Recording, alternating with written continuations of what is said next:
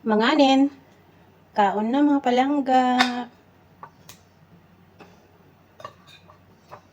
Ayan ang aking ulam today. May leftover ako kahapon sa aking inadobo. Tinitipid ko. Organic po kasi ito na manok. Hindi lang po siya mahal. Mahirap hanapin pang organic dito. Thank you, Lord, for these foods.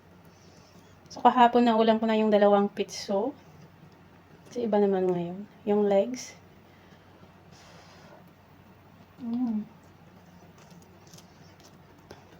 Pag nag-aadobo kayo, guys, hindi na kailangan lagyan ng tubig. Yung mga soft drinks yung lagay nyo, cola, Sprite, 7-Up, whatever.